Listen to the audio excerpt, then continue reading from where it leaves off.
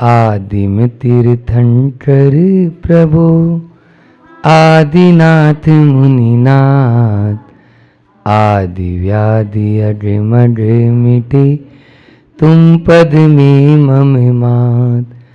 चरण शरण है आपके तारण तरण जिहाज, भवदधि तट तट ले चलो करुणा कर जिन्हें राज। बोलिए आदिम तीर्थंकर आदिनाथ भगवान की। परम उपकारी संत शिरोमणि आचार्य गुरुवर विद्यासागर जी महामुनिराज की। परम पूज्य मुनि श्री 108 दुर्लभ सागर जी महाराज की।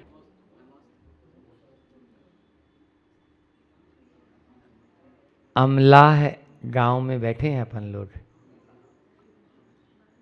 तो अमल करेंगे कोई भी बात पर, तभी ही आह जो होती है वो नहीं निकलेगी और वाह हो जाएगी। आज तक देव शास्त्र और गुरु की बात पर हमने अमल नहीं किया, अब अमल करना है। बात वर्णमाला की जो ये श्रृंखला चल रही है उसकी करना चाहता हूँ, और उसमें भी आज ब पे बात करनी है। किसी व्यक्ति से पूछा गया एमबीए की फुल फॉर्म क्या है, एमबीए की फुल फॉर्म क्या है, तो बोला मुझे बिगाड़ना आता है। एमबीए मुझे बिगाड़ना आता है। अब ऐसे व्यक्ति को इंटरव्यू में थोड़ी पास करेंगे, बाहर कर दिया। दूसरा व्यक्ति आया, उससे भी वही प्रश्न पूछा, एमबीए किए हो, फुल फॉर्म क्या है, मुझे बनाना आता है। एमबीए मुझे बिगाड़ना आता है और मुझे बनाना आता है। आज ब पे बात करनी है, तो ब पे बनाना भी है और वैसे ही बिगाड़ना भी है। ये हमारे ऊपर निर्भर करता है कि हम बात बनाते हैं या बात बिगाड़ते हैं, हम काम बनाते हैं या काम बिगाड़ते हैं, हम माहौल बनाते हैं या माहौल बिगाड़ते हैं, हम संबंध बनाते हैं या संबंध बिगाड़ते हैं। आज इन चारों पर अल्प समय में अपन थोड़ी सी बात करते हैं। सबसे पहले बात बनाना और बात बिगाड़ना। बात बनाने वाले कम लोग हैं और बात बिगाड़ने वाले ज़्यादा लोग हैं। यहाँ तक कि बनी बनाई बात को बिगाड़ देते हैं। ऐसे लोगों को कौन समझाए? ऐसे लोगों को समझाने के लिए संत कहते हैं कि जहाँ पर आप यदि बात बन रही है और उसमें बिगाड़ने की आप कोशिश करेंगे तो तीव्र कर्म का बंध कर लेंगे, और वो कर्म जब आप ही के आड़े आएगा तो फिर हम लोगों के पास आते हैं, महाराज जी हम कोई भी काम शुरू करते हैं और बिल्कुल बस अब तो लगता है कि बस लास्ट पॉइंट पे है और डील होने ही वाली है, लेकिन फिर वो बिगड़ जाती है बात। ये क्यों हुआ? ये इसलिए हुआ कि हमने पहले इसी प्रकार से किसी की जो बात बन रही थी, और कहीं कहीं तो ऐसा ही होता है कि जान न मान, और फिर भी क्योंकि भारत की एक बहुत बड़ी विशेषता है, एवरी पर्सन इज एडवाइजर और एवरी पर्सन इज डॉक्टर। ये घर घर में मिल जाएंगे सलाह देने वाले फ्री फोकट में। आपको अलग से कोई कंपनी सेक्रेटरी की ज़रूरत नहीं है, घरों घरों में सचिव मिल जाएंगे जो आपको फ्री में मुफ्त में सलाह देते हैं, बिना पूछे देते हैं। ये सब बात बिगाड़ने के। ऐसी बात मत बोलिए जिसके माध्यम से सामने वाले का भी, हमारे धर्म में तो यहाँ तक बोला कि ऐसा सत्य भी मत बोलो जिससे किसी का अहित हो जाए। क्या बोला? काणे से काना कहो तुरंत ही जाए रूठ। अंधा है, ए अंधे इधर आ, ऐसा बोलेंगे तो चुप तो जाएगा उसको। इसलिए ऐसे शब्दों का अपन प्रयोग न करें जिससे कि बात बिगड़े। दूसरा है काम बनाना और काम बिगाड़ना। काम बनाने वाले कम हैं और काम को बिगाड़ने वाले ज़्यादा हैं। बचपन में तो फिर भी ठीक है, लेकिन बड़े हो जाएं तो उसके बाद में भी यदि काम को बिगाड़ते ही रहें तो पिताजी कमा कमा कर दे रहे हैं और बेटा जो है अभी भी नहीं सुधर पा रहा है। क्यों? इसमें कारण दोनों का है, ये और बता दूं। काम को बनाना कैसा है? आदमी जिसको कहें कि शिक्षा दी जाती है, आप लोगों से हम कहना चाहेंगे कि बच्चों को उनके अपने पांव पर खड़ा करें, तब वो बनाने की अपना आप ही सोच लेंगे, बिगाड़ने की नहीं। क्योंकि जिस प्रकार से आपने देखा होगा कि एक सिंधी समुदाय होता है या मुस्लिम समुदाय होता है, तो बच्चे थोड़े बड़े हुए, अब उड़ाए तो तेरा और कमाए तो तेरा। उसको एक निश्चित पूंजी दे दी, अब उसके बाद में तुम अपना काम स्वयं देख। ये निश्चित रूप से ऐसा ही होता था। लेकिन आज वो पिताजी के बराबर के नहीं, बड़ा इतना बड़ा हो चुका है, लेकिन फिर भी उसको अभी भी वो पाँव पर खड़ा करना चाहते हैं। ऐसे में खड़ा नहीं हो पाएगा। काम जो है बनाना यदि चाहते हो तो काम बनाने के तरीके भी पहले सीखें कि काम किस तरह से होता है, और काम करने का यदि तरीका सीख जाएंगे तो कभी भी बिगाड़ नहीं होगी। घर परिवार में हम रहते हैं तो काम को बिगाड़ने की बजाय बनाने की सोचें, और एक दूसरे, ये तभी होगा जब बड़ी सोच रखेंगे। छोटी सोच रखेंगे तो काम बिगड़ ही जाएगा। बड़ी सोच रखें तो निश्चित रूप से काम को हम बनाते हुए चले जाएंगे। इसी तरह माहौल को बनाना है, बिगाड़ना नहीं है। आज सोशल मीडिया का ज़माना है, और सोशल मीडिया में जो सुबह से रात तक परोसा जा रहा है, वो माहौल को बिगाड़ने के लिए परोसा जा रहा है या बनाने के लिए, आप स्वयं देख लें। हाँ, इसी सोशल मीडिया का उपयोग अभी कोरोना काल में आप लोगों ने किया। बहुत लोगों का स्वाध्याय हुआ, बहुत लोगों का धर्म ध्यान हुआ। सिद्ध चक्र विधान एक जगह एक छोटे रूप में 10 लोग कर रहे हैं, लेकिन घर भर के लोग अपने अपने घरों के बाहर जाना ही नहीं है तो टेलीविज़न के सामने कर रहे हैं। तो ये एक माध्यम भी हुआ है। शुद्ध स्वाध्याय इससे कर सकते हैं, लेकिन ये तभी होगा जब आप माहौल को बनाने की सोचेंगे, बिगाड़ने की नहीं। एक छोटी सी सुर्खी छोड़ देते हैं। आप देखिए, जब कहीं पर भी दंगे फसाद होते हैं तो उसमें कोई हजारों लोग नहीं होते हैं। आप कभी भी देख लेना, हजारों लोग माओ को तैयार करने के लिए नहीं होते हैं।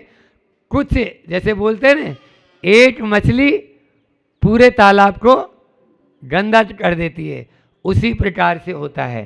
शॉर्ट में सुनाता हूँ, कहानी तो बहुत बड़ी हो जाएगी कि माहौल को गंदा कैसा हो जाता है। बहुत अच्छा बिहार चल रहा था प्रमाण सागर जी महाराज जी का, दुलियान की तरफ, जो एक बार बहुत भयंकर उपसर्ग हुआ था। आप लोगों ने कभी टेलीविज़न में उनके मुझसे सुना होगा। आज हमको सुनाता है, प्रत्यक्षदर्शी रहे हम तो उस समय ब्रह्मचारी अवस्था में। तो माहौल इतना अच्छा कि देवग्राम, जो पलासी का युद्ध, कुरुक्षेत्र, आप लोगों ने कभी नाम सुना है, पलासी का युद्ध जहाँ हुआ, उससे लगभग 30 किलोमीटर पहले देवड्राम एक स्थान है। कलकत्ता से आलीशान बिहार चल रहा है और 50-60 लोग बिहार के आने वाले हैं और खूब प्रभावना करते हुए, मतलब पहले से एक गाड़ी जाती और वो प्रचार करती, फिर महाराज श्री जी का दिव्य वहाँ पर प्रवचन होता।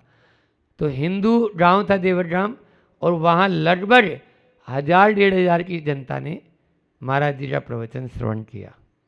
वहाँ से बिहार हुआ और बिहार होके जहाँ पर 50 घर हैं पूरे टोटल, सब मिला लें, झुग्गी झोंपड़ियाँ और सब 50 घर थे, वहाँ 2000 लोग खंजर, हंटर और लाठियाँ लिए हुए खड़े हुए हैं।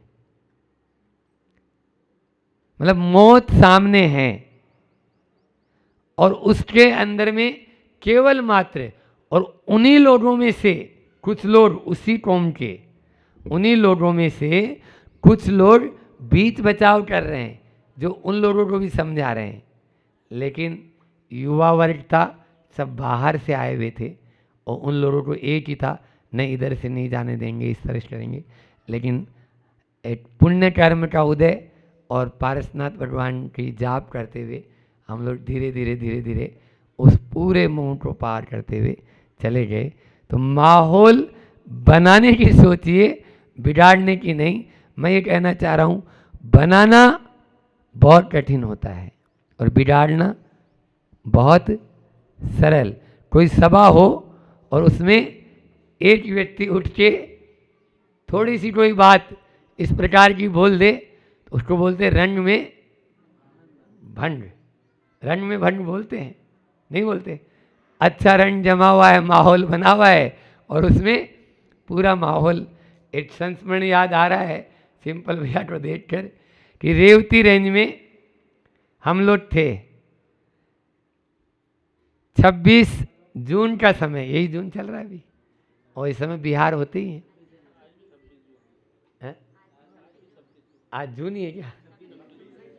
अच्छा, तो 26 जून को आचार्य श्री जी का दीक्षा दिवस पड़ा था उस समय। तो इतना अच्छा इन्होंने उसको दुल्हन की तरह सजाया, पूरे जो हमारे कमरे थे और बाहर में अंदर में, क्योंकि उस समय कोरोना काल चल रहा था। बहुत ही अच्छा और बहुत बढ़िया। तो बिगाड़ नहीं रहे हैं, माहौल बिगाड़ने में मत जोड़ लेना इसको। लेकिन रंग में भंग के ऊपर याद आया है कि सब तरह सजावट थी और 27 जून को आचार्य श्री जी ने बोला 20 मुनिराज को, पहले संभव सागर जी को बैठाया और बोले 11 मुनिराज ये आपको जाना है इस ओर, और फिर विनम्र साधु को बैठाया ये मतलब आचार्य भक्ति के पहले तक कोई को कुछ भी खबर नहीं और इतना अच्छा माहौल, ठीक है ना।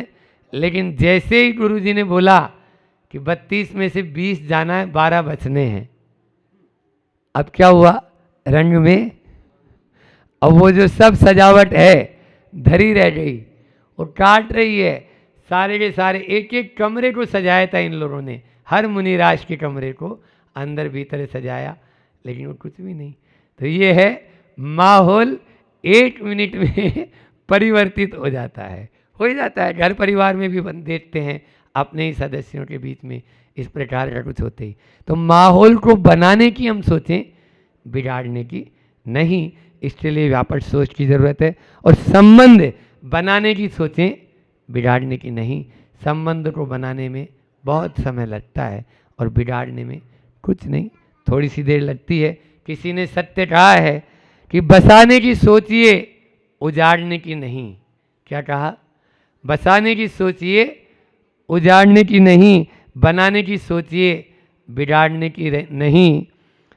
नया नक्शा बनाना यदि समाज का, नया नक्शा बनाना है यदि समाज का, तो जोड़ने की सोचिए, तोड़ने की नहीं। जोड़ने की सोचिए, तोड़ने की नहीं। एक पुरानी नीति आती है ग्रंथों में कि विद्या विवादाय, एक श्लोक आता है, विद्या विवादाय धनम मदाय शक्ति परेशान परिपीड़नाय खलस्य साधो विपरीत में तत् ज्ञानाय दानाय च रक्षणाय। किस प्रकार से बनाने और बिगाड़ने की बात, MBA की बात कर रहा हूँ आज, अंतिम ये श्लोक याद रख लेना कि खलस्य और साधो, खलस्य मतलब दुष्ट, दुष्ट व्यक्ति के हाथ में यदि धन आता है, विद्या आती है, शक्ति आती है, तो वो क्या काम करता है, तो विद्या विवादाय। यदि दुष्ट के हाथ में विद्या आ जाएगी तो वो विवाद करेगा। फिर धनम मदाय, धन हाथ लग जाएगा तो मदान्ध हो जाएगा, मद करने लगेगा। और शक्ति परेशान परिपीड़नाएं, यदि उसको शक्ति मिल जाएगी तो दूसरों को दुखित करने में, दुख देने में अपनी उस शक्ति का उपयोग करेगा। इसके विपरीत साधो, यदि सज्जन होगा, विपरीत में तत्, यदि विपरीत है, साधु है, सज्जन है, तो ज्ञानाय, विद्या का उपयोग ज्ञान बांटने में करेगा। और धन का उपयोग दानाय, और रक्षणाय, शक्ति का उपयोग रक्षण के अंदर करेगा।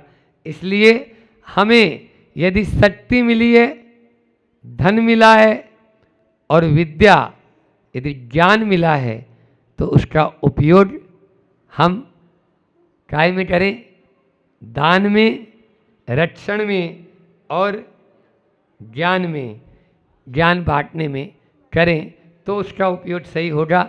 और तभी वह सच्चा MBA मुझे बनाना आता है, तभी वह कहलाएगा। अन्यथा तो वह मुझे बिगाड़ने वाले तो चल ही रहे हैं। तो बिगाड़ना नहीं है, बनाना है, उजाड़ना नहीं है, बसाना है, तभी हमारा जीवन सार्थक होगा।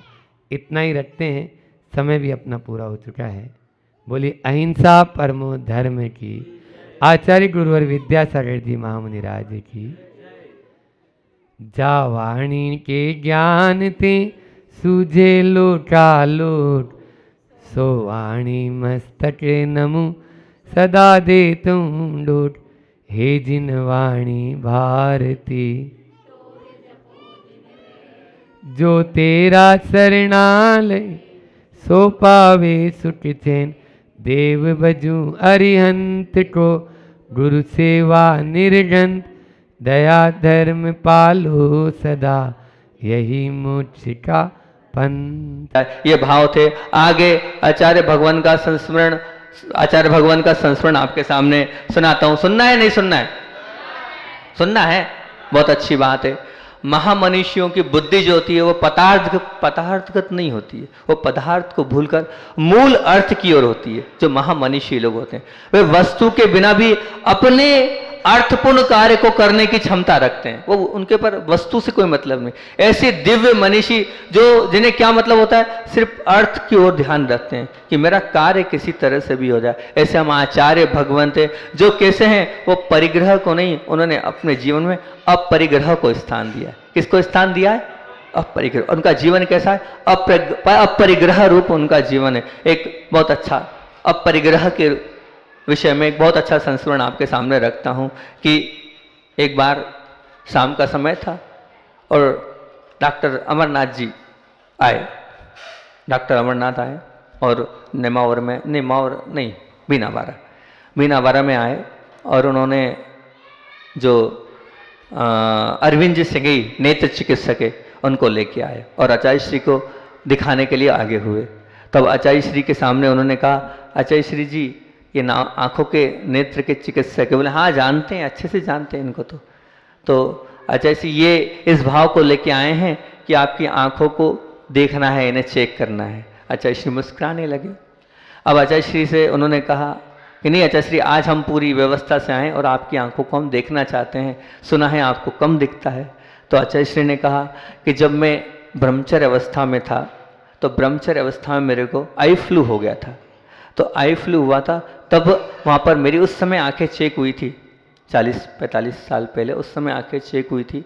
तो उस समय जब आंखें चेक हुई थी तो बोले उस समय एक आंख का नंबर 2.5 और एक आंख का नंबर 2.25 दोनों थे। और जब से हमारा काम अच्छे से चल रहा है, हमें कोई विकल्प है नहीं। छोटे अक्षर अच्छे से पढ़ लेता हूँ और 4 हाथ अच्छे से देख लेता हूँ। जब छोटा अक्षर अच्छे से पढ़ लेता हूँ, देखो अभी आपके सामने पढ़ लेता हूँ, और 4 हाथ भी अच्छे से देख लेता हूँ, और तो मुझे क्या परवाह, क्यों दिखाऊं मैं डॉक्टर को, और क्यों और विकल्प करूं? जब नहीं दिखेगा तब समझेंगे। और वैसे भी मैं ज़्यादा पढ़ने को महत्व नहीं मानता हूँ, पढ़ने को ज़्यादा महत्व नहीं मानता हूँ। मैं तो ना लिखने को ज़्यादा महत्व मानता हूँ, मैं तो लखने को ज़्यादा महत्व मानता हूँ।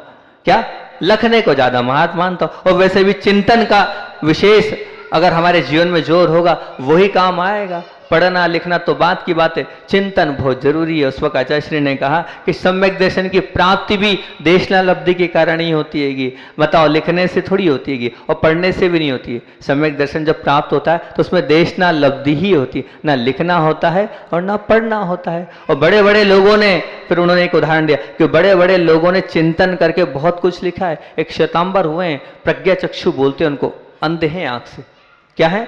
अंधे। सुखलाल जी संघवी, उन्होंने तत्वार्थ सूत्र पर इतना मौलिक विवेचन दिया है, और होने सिर्फ चिंतन दिया है, उन्होंने चिंतन बताया, उन्होंने अपने मुख से बोला है और लोगों ने लिखा है। तो बोले जरूरी नहीं है कि पढ़ना ही जरूरी है, लिखना ही जरूरी है, बिना पढ़े लिखे भी काम चल सकता है। और जब मेरा काम चल रहा है तो मैं चश्मा क्यों लूं?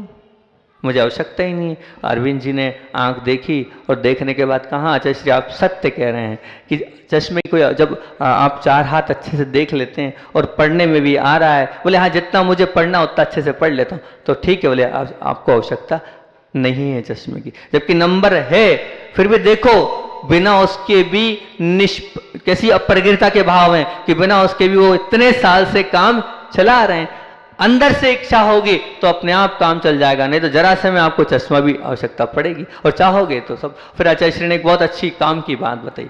आचार्य श्री जी ने कहा कि हमने एक विदेशी अमेरिका के एक डॉक्टर थे, उनका एक आर्टिकल पढ़ा था। उस आर्टिकल में लिखा था कि जो नींबू होते हैं, जो नींबू होते हैं ना, वो पीले पीले स्वर्ण के भांति होते हैं। इस नींबू में स्वर्ण होता है, और 2-2 बूंद अगर नींबू का रस आप अपनी आंखों में डालोगे तो ध्यान रखना, आपका अगर मोतियाबिंद भी होगा ना, वो भी कट जाएगा। वो भी क्या हो जाएगा? कट जाएगा। बोले हमने खूब नींबू डाला, और अभी हमने भी देखा, अभी हाल जब थे संघ में तो आचार्य श्री की इंदौर में यहाँ 2-2 बूंद, नेमावर में 2-2 बूंद नींबू का रस डालते ही थे। तो आचार्य श्री कहना कि वो डालते हैं 2-2 बूंद, उससे लगता तो बहुत तकलीफ तो बहुत होती है, लेकिन पूरा आंखों का जितना भी मल है और मोतिया बिंद पूरा कट जाता है। आचार्य श्री ने एक और हंसते हंसते अंत में इतनी बात बोली। क्या बोली? बोले ध्यान रखना, वो नींबू में जो स्वर्ण होता है ना, वो जो नींबू का वो जो स्वर्ण है वो तो आपकी आंखें ठीक करेगा, और आपका जो सोना है ना वो आपको पागल करेगा, और वो उसका नींबू का जो पीलापन है वो आपका पागलपन समाप्त करेगा। डॉक्टर साहब, वो डॉक्टर साहब को आशीर्वाद दिया, बोले अच्छे हैं, चिंता नहीं करो, ऐसा बोला। अंत में उस आंख के ऊपर, उस निष्प्रह, उस अपरिग्रहता के ऊपर 2 लाइन बोलकर अपनी बात को विराम दूंगा। क्या उपयोगी है मुझे, क्या उपयोगी है मुझे, क्या है मुझे विशेष, ज्ञानी निज को देखता बाकी सब निशेष। बोलिए आचार्य भगवान विद्यासागर जी महामुनि राज की जय। एकजुट हो, एक से नहीं जुड़ो, बेजोड़ बनो। क्या था अपना मंगलाचरण कल का?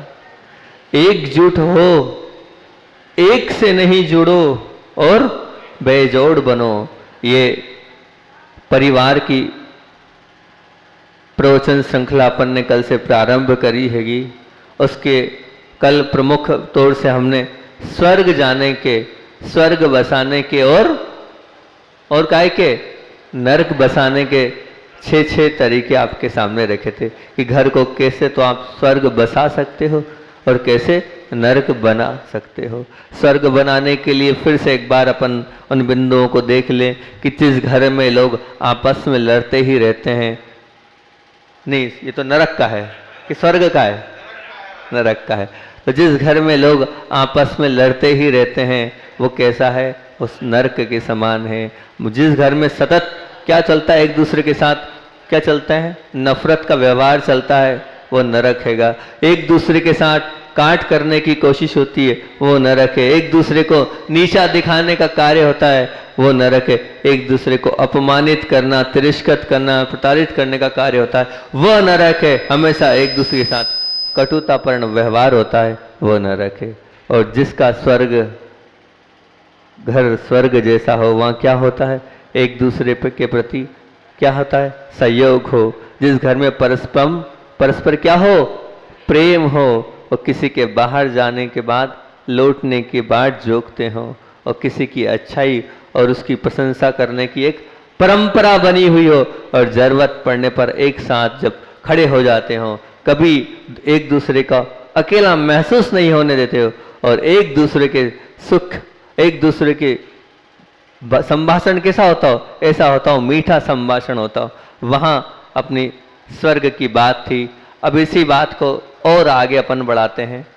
आचार्य भगवान हमेशा कहते हैं, और उनके मुख से बहुत बार सुना है कि पुरुष जब सुधरता है, पुरुष जब सुधरता है तो वो अकेला ही सुधरता है, परंतु जब स्त्री सुधरती है, संस्कारी बनती है, तो क्या होता है? उसकी वो सम्यक समझ जब आत्मसात कर लेती है तो समस्त परिवार को तार देती है। वो अकेली महिला अगर गुणवान हो, संस्कारवान हो और धर्मात्मा हो, तो पूरे परिवार को धर्मात्मा और संस्कारवान गुणवान बना देती है। मतलब महिला शक्ति अपने आप में इतनी दमदार और इतनी शक्तिशाली होती है कि वह अकेली पूरे परिवार को सुधार सकती है, अच्छा बना सकती है।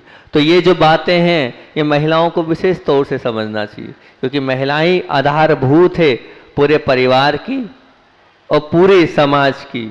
तो इन अपन जो संयुक्त परिवार की चर्चा कर रहे हैं, और अपना सबसे पहला बिंदु था, 6 बिंदु मैंने आपके 6 बिंदु सबसे पहले दिए थे। संयुक्त परिवार में कैसे प्रसन्नता के साथ रहें, पहले इस पे अपन प्रवचन करेंगे। सास बहू के संबंधों में कैसे प्रेम बढ़े, इस पे प्रवचन करेंगे। बहुओं का अपने परिवार के प्रति क्या कर्तव्य, इससे प्रवचन करेंगे। क्या पिता का बेटे के प्रति कर्तव्य, और क्या बेटे का पिता के प्रति कर्तव्य। ननद और भौजाई के रिश्ते कैसे सुंदर बने, और भाई भाई में हो रहे विसंवाद को हम कैसे समाप्त करें। तो आज अपन चर्चा करते हैं, संयुक्त परिवार की बात करते हैं। तो संयुक्त परिवार की बात हम कर रहे हैं, उसमें सदाबहार प्रसन्नता की अनुभूति कैसे हो, कैसे सब एक साथ एकजुट मिलकर रहे। संयुक्त परिवार है, बहुत बड़ा परिवार है, 20 लोग, 25 लोग, 50 लोग, 10 लोग, इतना बड़ा परिवार है। अब बहुत सारे लोग हैं, इन सब के साथ रहना है, और रहने के साथ आपने एक बात बोल दी कि प्रसन्नता की अनुभूति करना है। बहुत बड़ी बात है। जैसे अभी शुद्धोपयोग नहीं हो पाता ना, शुद्धोपयोग हो रहा है, किसी को नहीं हो पा रहा है शुद्धोपयोग। शुद्धोपयोग होना बहुत टेढ़ी खीर है। आज की इस पंचम काल के इस विषयों में इतने उलझ गए कि शुद्धोपयोग होना बहुत मुश्किल बात है। इसी प्रकार आज संयुक्त परिवार में रहने के बाद प्रसन्नता की अनुभूति होना बहुत कठिन बात है, बहुत कठिन बात है। वो कहते हैं कि श्रावक लोग उस आत्मा की भावना करो, तो शायद आप भावना भी नहीं कर पा रहे उस प्रसन्नता की। संयुक्त परिवार में रखे आप भावना भी नहीं कर पा रहे हो। लेकिन अगर जिन बिंदुओं पर और जिन घटकों पर अपन चर्चा करेंगे, उन घटकों को अपने जीवन में अगर आपने उतार लिया, तो निश्चित मान के चलना आप प्रसन्नता की अनुभूति करोगे। ये मान के चलना आप प्रसन्नता की अनुभूति करोगे। भले शुद्धोपयोग की अनुभूति नहीं कर पाओ, लेकिन संयुक्त परिवार में रह के आप प्रसन्नता की अनुभूति करोगे। तो 5 घटक इस संयुक्त परिवार के ऊपर मैं आपके बीच में रखूंगा। इन 5 पे अपन चर्चा करेंगे, और इन 5 को समझने का प्रयास करेंगे कि कहाँ कहाँ कैसे कैसे हम गलत बन जाते हैं, और हमारी प्रसन्नता, हमारी अंदर का जो प्रेम है, स्नेह और वात्सल्य, वो समाप्त होता चला जाता है। तो 5 बिंदु आज मैं बताता हूँ, उन पे एक एक करके अपन चर्चा करते चलेंगे। सबसे पहला घटक है सहयोग। संयुक्त परिवार में अगर प्रसन्नता को की अनुभूति करना है, तो सबसे पहला क्या है? सहयोग। इनको आपको याद करना पड़ेगा। ये याद करोगे और जीवन में उतारोगे, तभी आप प्रसन्न रह पाओगे। सबसे पहला क्या है? सहयोग। दूसरा है समाधान वृत्ति। कौन सी है? समाधान वृत्ति। तीसरी है सहिष्णुता। क्या है? सहिष्णुता। चौथी है उदारता। चौथी क्या है? उदारता। 5वां है प्रेम। 5वां क्या है? कुल 5 बिंदु हैं। संयुक्त परिवार को अगर एकजुट रखना है और प्रसन्नता का अनुभव करना है, फिर से रिपीट करता हूं। पहला है याद तो कर लो, बोल तो लो मुख से, पहला कौन सा है? संयोग। नहीं बोलोगे आप भैया? बोलो ना, बोलो संयोग।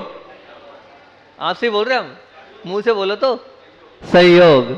दूसरा क्या? अच्छा परिवार नहीं है, बसा नहीं परिवार। दूसरा है समाधान वृत्ति, तीसरा है सहिष्णुता, चौथा है उदारता और पांचवा है प्रेम। तो अपन सबसे पहले संयोग पर चर्चा करते हैं। क्या संयोग है? अगर हमें संयुक्त परिवार में रहना है तो यह घटक हमारे जीवन में बहुत आवश्यक है, बहुत नहीं अत्यंत आवश्यक है। इसके बिना हम नहीं रह सकते। जैसे मान लीजिए 3 घर में बहुएं हैं, मान लीजिए 3 घर में बहुएं हैं। अब तीनों आपस में का अगर संयोग नहीं होगा, योग नहीं मिलेगा तो क्या होगा? और अगर आप 3 भाई भी हैं और अगर 3 भाई का योग को अगर आप बनाकर रखना है तो संयोग का एक दूसरे में होना बहुत आवश्यक है। योग तब बनेगा जब संयोग रहेगा। अर्थात इसकी प्रमुख बात बोले तो परिवार के योग के संयोग को बनाकर रखना है तो क्या बोल रहा हूं? परिवार के योग के संयोग को बनाकर रखना है तो संयोग एक दूसरे के प्रति होना अत्यंत आवश्यक है। फिर से बोलूं, परिवार के योग के संयोग को बनाकर रखना है तो संयोग एक दूसरे के प्रति होना अत्यंत आवश्यक है। याद रखना, ये 5 उंगलियां हैं, दिख रही है 5 उंगलियां? 5 उंगलियां में विषमता अवश्य है परंतु विरोधता नहीं है। क्या बोल रहा हूं मैं? ये 5 उंगलियां में विषमता है, एक इतनी बड़ी, एक इतनी बड़ी, एक इतनी और एक इतनी, 5 अलग अलग है। 5 में क्या है? विषमता है। समानता दिख रही क्या? किसी को दिख रही? कोई ऐसा है जिसकी समान नहीं? हमारे लगभग सभी की। अब कोई एक आध गार्ड गिफ्ट हो तो अलग बात है। इसको पहले आप अपने दिमाग में फिट कर लो, तब हम संयोग की उस कड़ी को आगे बढ़ सकते हैं। विषमता मतलब क्या? एक छोटा है तो एक बड़ा है, एक बीमार है तो एक स्वस्थ है, एक ज्यादा कमाता है तो एक कम कमाता है, एक में ज्यादा गुण है तो एक में कम गुण में, एक में बहुत अच्छाइयां हैं तो एक में बहुत सारी बुराइयां हैं। तो ये विषमता है। जैसे उंगलियों में विषमता है वैसे परिवार के सदस्यों में विषमता तो मिलेगी ही मिलेगी, इसको आप मान के चलता। परंतु ये विषमता पीड़ा रूप कब बनती है? ये विषमता विरोध, ये पीड़ा रूप कब बनती है? मतलब ये विषमता तो है, ये विषमता पीड़ा रूप कब बनती है? जब विषमता में विरोधता आ जाती है। जब विषमता में विरोधता आ जाती है तब होती है। कैसे? तो मैं आपको बताऊं। मान लीजिए काम भाभी का है, काम तो भाभी का है, मुझे क्यों अपने शरीर को कष्ट देना? क्या जरूरत शरीर को कष्ट देने की? भाभी का बच्चा है, बड़ी भाभी का बच्चा है, अब वो बीमार पड़ा है तो मुझे रात जागने की क्या जरूरत? मैं क्यों परेशान हूं? बच्चा भाभी का है, भाभी जाने, बड़े भैया का है, बड़े भैया जाने। ये जब मैं क्यों परेशान हूं? मैं क्यों जगूं? मैं क्यों अपने शरीर को कष्ट में डालूं? तो मैं तो कहता हूं, बहुत अच्छी बात सुनना ध्यान से, मैं तो कहता हूं आपस में प्रेम पक्का करने का और मजबूत करने का और स्थायी करने का। और फेविकोल जैसे जोड़, जैसे फेविकोल का जोड़ कैसा होता है? एकदम पक्का, एक बार जोड़ दिया तो नहीं निकलता, वो क्यूफिक्स का भी होता है। ऐसा फेविकोल जैसे जोड़ करने का वो सबसे अच्छा समय है। कैसा? भूल जाओ अपने सुख को, भूल जाओ अपने अंदर के परिणामों को, और उस वक्त क्या अपनी अच्छी भली सुख की जान को भी आप दुख में डाल दो। क्यों? क्योंकि एक दिन की, एक रात की आपकी नींद खराब करना सामने वाले को खरीद लेगी। क्या कर लेगी? सामने वाले को खरीद लेगी। 100 काम करना, लेकिन अगर उनका बच्चा बीमार है आप उनको सुला देना और आप जाग जाना, निश्चित मान के चलना वो एक रात आपके रिश्तों को बहुत अच्छा बना देगी, आपके प्रेम को बहुत आगाढ़ कर देगी, आपके वात्सल्य स्नेह को और आगाढ़ कर देगी। क्योंकि आपने क्या कर लिया? एक रात जाकर आपने सामने वाले को खरीद लिया है। ऐसा मौका मिले, ऐसा मिले तो कभी छोड़ना मत, बिल्कुल मत छोड़ना और तैयार रहना। कुछ भी हो जाए मैं तो सामने वाले के साथ खड़ी हूं, और उनके बच्चे को अपने बच्चे के समान मानकर और तैयार रहना। तो निश्चित मानना बहुत कुछ आपके रिश्ते बहुत पक्के बनते चलाएंगे। यही तो हमारी गलतियां होती है और हम एक दूसरे को के सहयोग में तैयार नहीं होते हैं। क्योंकि ध्यान रखना, दिन में तो पूरा संसार खड़ा है, बहुत ध्यान से बात सुनना, दिन में तो पूरा संसार खड़ा है पर रात में वही साथ देता है जो सच्चा साथी और सच्चा नाता जोड़ना चाहता है। दिन में तो पूरा संसार खड़ा है, पर रात में वही साथ देता है जो सच्चा साथी और सच्चा नाता जोड़ना चाहता है। अगर सच्चा नाता जोड़ना है तो निश्चित तौर से आप रात में जगना, तब तो पता चलेगा। जीवन में कभी ऐसा मौका आए तो करके देखना, बिल्कुल करके देखना और बताना उसका क्या परिणाम निकला, उसका क्या आपको अनुभव हुआ। निश्चित मानना वो ऐसा तरीका है कि आप एक के नहीं, आप सबके हृदय में स्थान बना लोगे। आप जेठ के हृदय में बना लोगे, जेठानी के हृदय में बना लोगे, सास के हृदय में बना लोगे, ससुर के हृदय में बना लोगे, उस छोटे से बच्चे के हृदय में भी स्थान बना लोगे कि चाची मेरे साथ रात भर जगी थी जब मैं कष्ट में थी, तकलीफ में थी।